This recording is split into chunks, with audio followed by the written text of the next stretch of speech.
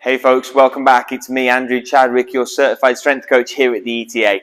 Now this week we're going to be talking about overhead pressing and my favorite variation of overhead pressing for golfers for strength and stability. So make sure you go ahead and like the video, subscribe to the channel, get ready to check out this amazing content if you're a golfer wanting to improve that overhead pressing.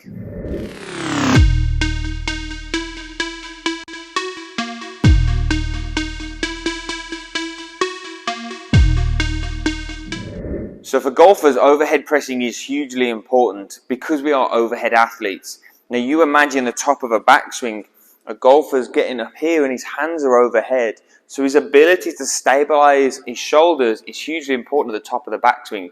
Also then we talk about the power generation and obviously transfer of power from the ground up through the body. The shoulders are part of that. But the big thing here is that stability and that strength of the shoulder is hugely important at the top of the backswing and being able to bring down that club effectively on plane and obviously with power and with efficiency. So one of my great variations that I really like for any golfer that's wanting to improve their strength and their stability in pressing overhead, the barbell kind of overhead press or military press is a great variation, but I really like the barbell landmine press.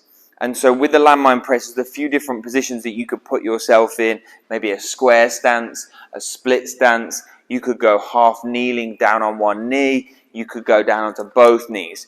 Whichever variation you want to go with, the big thing that I really like to see my athletes do is start with their knee or their foot relatively close to the end of the bar. From here, they'll bring that bar up and have a slight lean forward. I'm really wanting my athletes to engage through the trunk. That bar is relatively close to the shoulder. I've got a slight lean forward. And from here, I'll press up and then back down. It's really forcing me to stabilize at the top as I press up.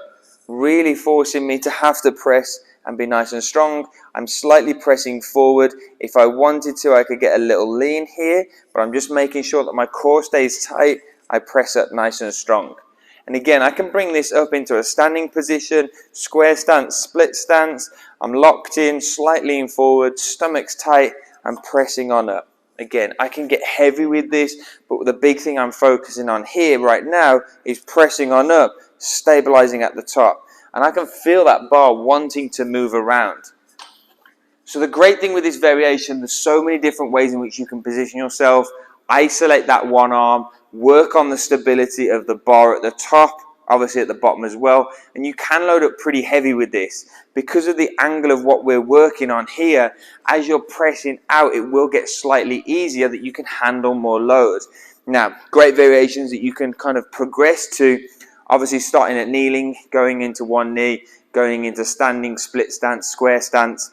But you can also get into like a split jerk with this. So you can really start to get that single arm power and that kind of power development through that lower body up and press on out as fast as you can. So I do highly recommend if you're a golfer looking to be stronger and stable through the shoulders, add this variation into your program. It's really going to help be beneficial for you to improve that strength and that stability.